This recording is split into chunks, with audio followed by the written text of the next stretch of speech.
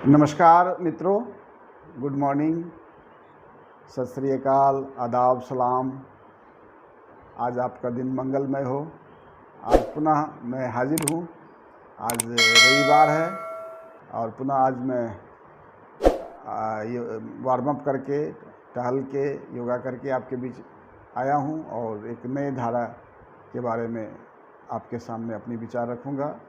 हम लोग लगातार पिछले 6 जून से लगातार हम लोग अलग अलग धाराओं के बारे में आप लोग को बता रहे हैं और कल ही हमने धारा 20 के बारे में बताया था कि जहां पर दिव्यांगजनों को नियोजन में किसी तरह का डिस्क्रिमिनेशन नहीं किया जाना चाहिए। आज धारा 21 के बारे में बताऊंगा, दिव्यांगजन अधिकार अधिनियम के, जहां पर इक्वल अपॉर्चुनिटी पॉलिसी के बारे में बात की गई है। यानी ये जो सरकारी या गैर सरकारी प्राइवेट कंपनियां, संस्थान हैं, जितने भी इंस्टीट्यूशन हैं, जहां भी लोग, ठेकेदारी है, जहां भी है, प्राइवेट स्कूल से, जो भी आप, जहां लोग 20 व्यक्ति से ज़्यादा लोग काम करते हैं, वहां इक्वल अपॉर्चुनिटी पॉलिसी के तहत एक पॉलिसी बनाने होंगे कि दिव्यांगजनों के लिए, कि आप दिव्यांगजनों के जब भर्ती लेते हैं तो उसमें कोई विभेद नहीं करते हैं। अगर आप दिव्यांगजन आता है तो उनके लिए अवरोध मुक्त वातावरण है। इसके अलावा आप उनके, जब वो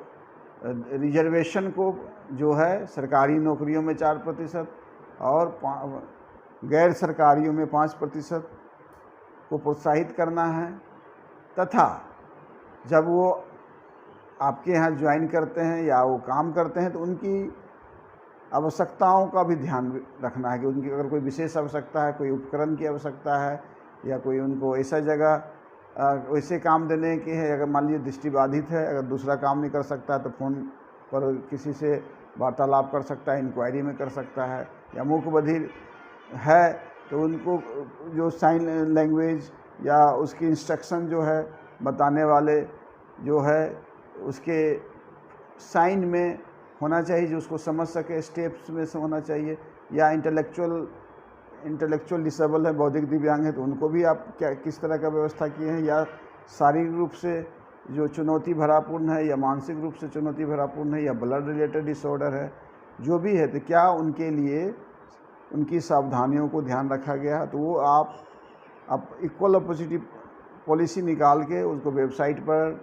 नोटिस बोर्ड पर, पब्लिक में, प्रेस में बनाकर और हमारे यहाँ राज्य आयुक्त के यहाँ एक निबंधन कराना होता है। अन्य राज्यों में जो समुचित सरकार जिनको भी नोटिफाई करेगी, हमारे बिहार में स्टेट कमिश्नर डिसेबिलिटी को सरकार ने नोटिफाई किया है कि इक्वल अपॉर्चुनिटी पॉलिसी को निबंधित करना है, देखना है कि वो जो पॉलिसी बनाया है वो दिव्यांगजनों के लिए अनुकूल है कि नहीं, 21 प्रकार के सभी दिव्यांगों के अनुकूल है कि नहीं, तथा बीच बीच में जाके जांच भी करना है कि क्या जो उन्होंने इक्वल अपॉर्चुनिटी पॉलिसी बनाया है, क्या उनके यहाँ वो पालन किया जा रहा है। क्या 20 व्यक्ति से ज़्यादा अगर हैं तो वहाँ एक दिव्यांग व्यक्ति को उन्होंने जॉब पर रखा है कि अगर प्राइवेट संस्थानें भी हैं, या उनका जो रोस्टर बना हुआ है उनका पालन किया जा रहा है कि नहीं, या उनकी जो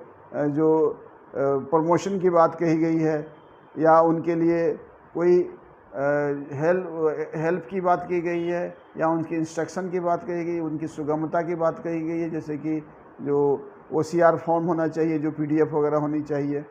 जो वेबसाइट है क्या वो सुगम है, दृष्टिबाधित के लिए वो और ऑडियो में कन्वर्ट होते हैं, या जो इंटेलेक्चुअली चैलेंज है उसके लिए बड़े बड़े पिक्टोरियल फॉर्म में दिया हुआ है कि नहीं, या डेफ बच्चे के लिए साइन लैंग्वेज का इस्तेमाल किया गया है कि नहीं। ये सब बातों को भी, जितने भी जो पेपर्स होते हैं या जो फाइल्स हैं या जो डीलिंग उनके साथ करना है, जो भी उनके मटेरियल्स हैं, बनाने वाले हैं, इंस्ट्रक्शन हैं, और ख़ासकर प्रिकॉशन है। कोई मान लीजिए कि जैसे कि फायर का आग लग गया, या भूकंप आ गए, या एकाएक कुछ ऐसा बाढ़ आ गया, या कुछ भी इमरजेंसी है, तो क्या उसके सेफ्टी के लिए क्या दिव्यांगजनों के लिए भी प्राथमिकता उसमें की व्यवस्था की गई है कि नहीं। तो ये इक्वल अपॉर्चुनिटी पॉलिसी तमाम दिव्यांगजनों के लिए एक बड़ा सा, जो दिव्यांगजन अधिकार अधिनियम में बड़ा हथियार है, कि आप देखें आपके आसपास कि आपके लिए जो उन्होंने पॉलिसी बनाया है रोज़गार के, उसमें स्थापना के, उनको अनुबंध का, या उसका परमानेंट जॉब है या टेम्परेरी जॉब है या वेजेज हैं, जो आप जानते हैं कि सामान्य लोगों को जो दैनिक वेजेज हैं ज़्यादा देते हैं और दिव्यांगजनों को जानकर उनको कम पैसा देते हैं, सारी चीज़ों को उसमें समाहित करने के लिए किया है। और आप देखेंगे हमारा कंपेडियम में ये बिल्कुल इसमें कई लेटर्स हैं, और ख़ासकर बिहार पहला राज्य था जो हम लोगों ने इक्वल अपॉर्चुनिटी पॉलिसी को सरकार के हमारे जो सरकार ने हमारे यहाँ निबंधन कराया, तथा हम लोगों ने प्राइवेट ऑर्गेनाइजेशनों के लिए हम लोगों ने एक अधिसूचना जारी किया था, जिसके तहत कि सभी जो प्राइवेट ऑर्गेनाइजेशन है, सरकार प्राइवेट नौकरियों में 5% का आरक्षण को बढ़ावा देना है, उनको करना है। इसके लिए लगातार हम लोगों ने उसकी गाइडलाइन जारी है, किस तरह का आपका इक्वल अपॉर्चुनिटी पॉलिसी